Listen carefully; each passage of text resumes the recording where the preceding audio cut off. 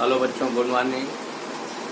चलिए देखिए, जैसे कि हम लोग जयशंकर प्रसाद को पढ़ रहे हैं, श्रद्धा और मनु, जो कहानी से लिया गया है।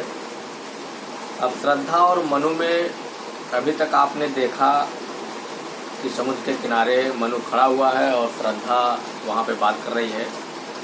मनु उसकी सुंदरता को देखकर ललायित होता है, प्रसन्न होता है। अब उसके आगे हम लोग देखते हैं। ओ वह मुख पश्चिम के व्योम बीच जब गिरते हो घनश्याम, अरुण रवि मंडल उनको भेद दिखाई देता हो छविधाम। इसके बाद कहता है ओ वह मुख, यानी जब श्रद्धा बोली थी तो उसको कोयल के समान दिखा, उसको सिर्फ देखा तो सुंदर सा शरीर, लंबा सा काया दिखाई दिया।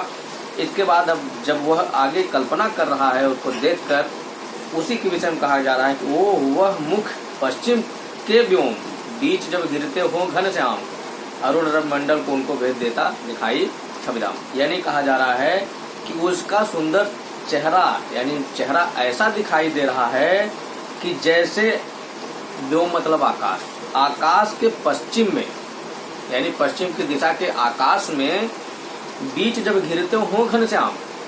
अब देख लीजिए, घन मतलब बादल और श्याम मतलब सांवला।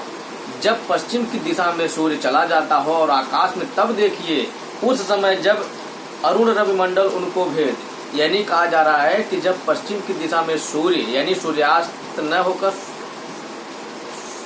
सूर्यास्त होने वाला है, सूर्योदय नहीं था, सूर्यास्त था पश्चिम दिशा में, क्योंकि पूर्व दिशा में सूर्योदय होता है और पश्चिम दिशा में सूर्यास्त। जब सूर्यास्त होने वाला होता है पश्चिम दिशा में, उस समय देखिए संध्या के समय में वही कहा गया है कि सूर्य की लाल लाल किरणें, अरुण रवि मंडल उनको भेद, यानी जिस प्रकार सूर्य अपनी किरणों से आकाश के पश्चिम मंडल में जब सूर्य जाता है तो बादल उसके आगे आते हैं, तो वह लाल लाल किरणों को भेदता हुआ हमको दिखाई देता है और वह दृश्य बहुत सुंदर दिखाई देता है। इसी प्रकार जिस प्रकार यह सुंदर दृश्य दिखाई दे रहा है, उसी प्रकार इस समय श्रद्धा का भी सुंदर चेहरा लाल लाल दिखाई दे रहा है। घिर रहे थे घुंघराले बाल अंश अविलंबित मुख के पास, नील घन सावक से सुकुमार सुधा भरने को विदुपास।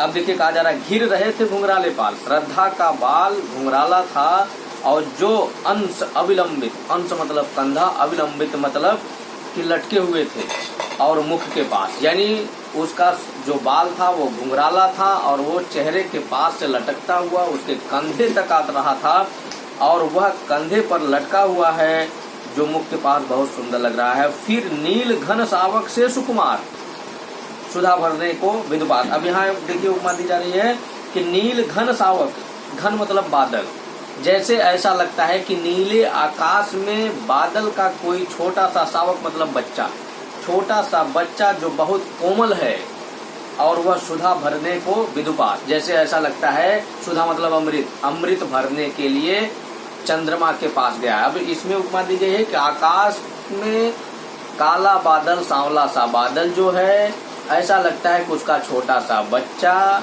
कोई चंद्रमा के पास अमृत भरने के लिए गया है। जबकि यहाँ वही चीज की उपमा इसके चेहरे पर की गई है कि ऐसा काले काले घुंघराले बाल उसके चेहरे से लेके कंधे तक लटके हुए दिखाई दे रहे हैं कि इन जो काले बाल दिखाई दे रहे हैं, इनको बादल कहा गया है। श्रद्धा का जो सुंदर चेहरा है वो चंद्रमा कहा गया है। तो यही कहा गया है कि ऐसा लगता है कि चंद्रमा के पास ये काले काले बादल रूपी बाल आकर कोई अमृत भरना चाहता है। और मुख पर वह मुस्कान, रक्त किसलय पर ले विश्राम, अरुण की एक किरण म्लान, अधिक अलसाई हो अभिराम। यहाँ फिर कहा गया और मुख पर वह मुस्कान, रक्त किसलय पर ले विश्राम। देखिए यहाँ कहा गया है कि जैसे उसके मुख पर ऐसी मुस्कान है, ऐसी मुस्कान है श्रद्धा के चेहरे पर, ऐसी मुख के मुस्कान है कि रक्त किसलय पर ले विश्राम, जैसे रक्त मतलब लाल, किसलय मतलब कोम्पल, कोम्पल का तात्पर्य है कि जो नए नए पत्ते निकलते हैं, जिसे हम लोग कल्ला बोलते हैं। गांव में हम लोग बच्चे सब उसको, जब कोई पत्ता नया निकलता है तो उसको हम लोग कल्ला बोलते हैं। तो यहाँ कहा गया कि पौधे से जब कोई नया पत्ता निकलता है तो लालिमा पूर्ण लेकर आता है। वही कहा जा रहा है कि ऐसा लगता है अरुण की एक किरण अम्लान अधिक अलसाई हो अविराम। जैसे अब हम इसको पूरा आपको बता दे रहे हैं। अरुण की एक किरण अम्लान, जैसे उस नए नए कपोल पर यानी नए पत्तों पर लाल लाल सूर्य की किरणें पड़ती हैं जो बड़ी साफ सुथरी स्वच्छ होती हैं, तो वो लाल लाल चमकता हुआ हमको और सुंदर दिखाई देता है। यह आप लोग सूर्योदय के समय देखिए तो दिखाई देगा। अधिक अलसाई हो अविराम, और वह आलस्य में आकर वहां विश्राम करने लगी हो। उसी प्रकार यहाँ कहा जा रहा है कि जिस प्रकार सूर्य की किरण उस पत्तों पर आती है और लाल लाल उसकी किरण सुंदर दिखाई देने लगती है, पत्ते जिसकी वजह से और सुंदर लाल दिखाई देने लगते हैं, किरण ऐसा लगता है कि आकर वहीं पर आलस्य होकर विश्राम करने लगी हो, इसलिए वह बहुत सुंदर दिखा। उसी प्रकार श्रद्धा का जो होठ है वो लाल लाल और चेहरा लाल लाल दिखाई दे रहा है, और वह मुस्कान इतनी सुंदर दिखाई दे रही है कि जैसे कोई लालिमा यानी सूर्य की कोई लाल किरण उसके चेहरे पर आकर रुक गई हो। कहा मनु ने नभ धरणी बीच बना जीवन रहस्य निरुपाय, एक उल्का सा जलता भ्रांत शून्य में फिरता है असहाय। अभी तक मनु सिर्फ उसको देख कर ये कल्पना किया था। अभी तक आपने जो पीछे पढ़ा कि ये देख कर बार जब वो कोयल के समान बोली थी श्रद्धा, तो वो देखकर ये सोच रहा था कि ये सुंदर इतनी अच्छी लड़की यानी कौन है क्या है, ये उसको सिर्फ एक नज़र देखा है, और इतना जो आपको 2 दिन से पढ़ा रहा हूँ वो उसकी कल्पना थी कि ये कैसा है, कितना सुंदर चेहरा है, कितनी बढ़िया बोलती है, इसकी शरीर कितनी अच्छी है, तमाम चीज़ें वो काल्पनिक उसको देख कर करता है। अब जो पैरा पढ़ा रहे हैं इसमें दे रहा है कहा मनु ने, अब मनु बोलता है। अब मनु बोलता, अभी तक बोल नहीं रहा था, फिर मन में सोच रहा था कि ये इतनी सुंदर लड़की कौन थी, उसी के बीच में उसकी सुंदरता का कल्पना करता। लेकिन अब मनु कहा मनु ने नभ धरणी बीच बना जीवन रहस्य निरुपाय। नभ और धरणी यानी ऐ युवती, मैं इस धरती और आकाश के बीच में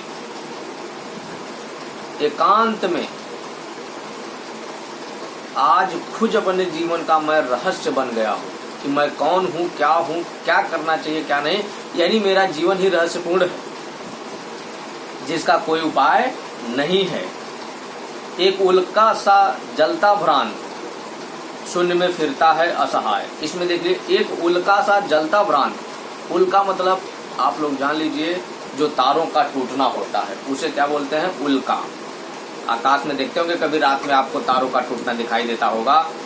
तो वहाँ कहा गया है कि एक उल्का सा जलता भ्रांत यानी जैसे और यहाँ शून्य में फिरता है असहाय। शून्य मतलब आकाश। यहाँ कहा जा रहा है जिस प्रकार आकाश में एक तारा टूटकर भ्रमण करता है, भ्रांत मतलब भटकना, घूमना, टहलना, भ्रमण करना, जैसे आकाश में तारा टूटकर भ्रमण करता है, उसका निश्चित नहीं होता है किस तरफ जाए, वह जिधर मन होता है उधर चला जाता है, बिना मतलब के वो चारों तरफ घूमता रहता है। आकाश का तारा टूटकर किधर चला गया कोई निश्चित नहीं है। उसी प्रकार मनु अपने आप को कहता है जिस प्रकार आकाश का तारा टूटकर चारों तरफ अपने आप को बिना सहारे के घूमता रहता है, उसी प्रकार मेरा जीवन भी अब तक रहस्य मैं इसका नहीं जान पाया कि मेरा जीवन का रहस्य क्या है, इसका कोई उपाय नहीं है, जो मैं आकाश और धरती के बीच में इस अफसोस में, इस रहस्य में फंसा हुआ बंधा पड़ा। अब अगले दिन आगे